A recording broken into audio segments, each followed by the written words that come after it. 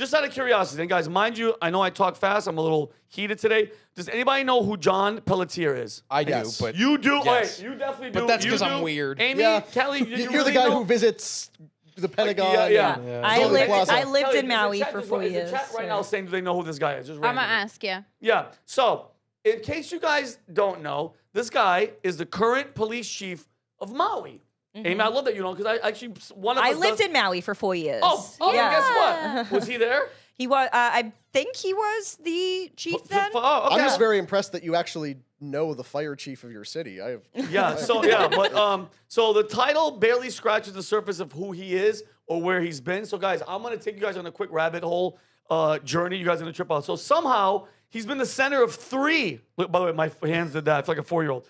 Three of the most catastrophic, controversial, and downright suspicious events in modern history. So in 2017, you guys remember the Las Vegas massacre, Mandalay Bay, the shooting and all that stuff? That's the deadliest mass shooting in U.S. history. 58 people were murdered, hundreds wounded, and yet the case has never made sense, okay? We were told that there was one shooter, but multiple witnesses with multiple videos have showed other flashes of lights and other hotel rooms shooting from outside of the window. Security footage from inside the Mandalay Bay was missing, redacted, and then never released. Okay? No clear motive, just closed case, no questions answered. And the man in charge of the police response, John Pelletier, the incident commander. He directed the officers, controlled the investigation, and managed the narrative. Then a few years later, he's no longer in Vegas.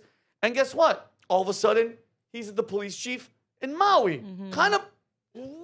It's interesting. They call Vegas the 8th Hawaiian island. Like everybody who lives in between the different Hawaiian islands, they often go to Vegas. That's the number one tourist spot that people who live in Hawaii go to. So they call Vegas the 8th Hawaiian island. So it's funny that he went from Vegas to So we all go Hawaiian to island. Hawaii for vacation, and everybody from Hawaii Goes to Vegas for That's hilarious. vacation. So in 2023, guys, you guys all know the Lahaina wildfire, the deadliest fire in a century, a historic town, burned up the ground just like Vegas. The Everything except the buildings with blue roofs. the blue things, Funny the how that blue roofs works. that even Biden was talking about, which is really The weird. blue recycle cans. Yeah. Yeah, blue remember Blue cars, blue Insane. umbrellas. emergency sirens that were tested every month for tsunamis all of a sudden never went off, and then the roads were barricaded, trapping people in their cars as flames closed in. Drones were banned from filming the aftermath. People weren't let to go back to their houses. Why? What was there to hide? And the man in charge of the response, John Pelletier. Again, random. Now, if it wasn't suspicious enough, here comes the third bombshell I want you guys all to know. A federal lawsuit against P. Diddy just dropped, alleged kidnapping, rape, and criminal conspiracy. And guess who's named in it? John Pelletier. Weird. According to the lawsuit, a woman was drugged and assaulted by Diddy's crew in 2018. She tried to report it, but Pelletier was the responding officer, even though he wasn't supposed to be there. He worked in Vegas at the time, but allegedly impersonated a sheriff's deputy in California to shut down the case. Another victim claims Pelletier personally kidnapped them at gunpoint and delivered them to their abusers. So let's break this down. The Vegas shooting, Pelletier was in charge. A case full of missing evidence and unanswered questions. We could agree to that, all right? Maui fire. Pelletier is in charge. A response so botched, it looked intentional. Can we agree to that? Boom. The Diddy lawsuit. He's accused of Pelletier for covering up crimes and even participating in them, all right? So he's either the most unluckiest police officer in the United States, or he was placed in key roles to control the narratives and make problems disappear, or something worse. And I'm at the point where, especially with stuff like we're talking about with JFK, with Epstein, when are we going to stop calling it coincidence and calling it a pattern? There's a difference. Have you, Rob, have any of you guys even followed this story at all? Yeah. Who the hell is this guy? The first two I obviously have.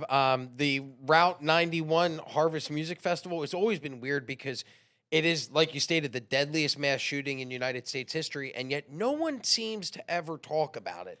And I don't know why that is. Weird. And there were reports that night from witnesses that were at the festival that there were multiple shooters involved. So I take that for what you want. Maybe it was the mass confusion that was going on at that night. But when you actually look at the footage, like they never declared a motive for Stephen Paddock to do that. So I definitely paid attention to the first one because I'm like, I have so many questions when it comes to that. The Maui thing I remember seeing and going, well, that's really interesting that guy ended up being, and I was like, maybe that's just one of those, coincidences. And then the Diddy thing popped over like 2 days ago, and I know Diddy's getting ready to head to trial because he just pled not guilty in court, and they said the trial is supposed to get underway in March. So I'm wondering if it's very weird, the Diddy stuff. Like, did you know that Kanye just released audio that he recorded of a conversation with Diddy behind bars that Diddy came out and said that he didn't know was recorded?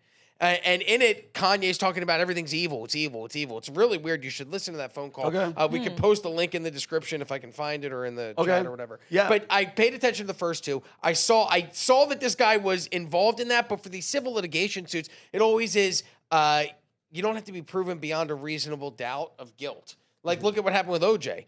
OJ was criminally not found guilty for the deaths of Ron Goldman and Nicole Brown Simpson, but then financially... civil suit. Yeah, the civil suit he was found guilty in. Yeah. So you don't need that beyond a burden of proof. Balance of probability is what you need for a civil case. So it just means you need like 51%. It needs to be more likely than not likely. And yes. Whereas beyond a reasonable doubt, it needs to be 100%. So it makes me go, I wonder if there's any credibility to this or if it's somebody that's just...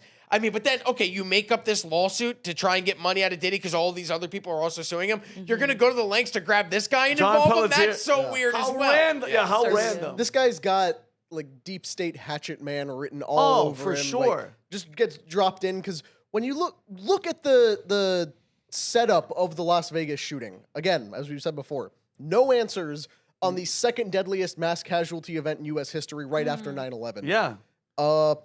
Stephen Paddock allegedly carried hundreds of pounds of gear up a flight of stairs by himself in one trip. Like, I don't know what kind of juice he was on, but that's not normal. And then he shot a security guard in the hallway, and the dude laid there for hours. Like, show me the Vegas hotel. I forgot about that. Show me the Vegas hotel that does not have cameras at every conceivable Jesus angle. Campos or whatever his name was. And then do you remember what he did? He went on Ellen the day after the shooting and talked, and it was a really weird interview. It is out there. And then the guy disappeared. He goes on Ellen of all shows, not the news. He goes on Ellen DeGeneres to talk about what happened and then disappears. And then also the fact that all available footage of that shooting shows that the bullets were coming out at a rate inconsistent with an AR-15 with a bump stock, but rather consistent with an M60 LMG. Doesn't make any sense. Multiple shooters, the fact that, they have no clear motive. Didn't his house burn down a couple days ago? His brother, or a couple his brother days later? was weird as shit. Brother too. got busted with terabytes of child porn after speaking out about how his brother could not possibly have done this. Great family. And this one guy is this through line through all of this. Suddenly shows up in Maui years later.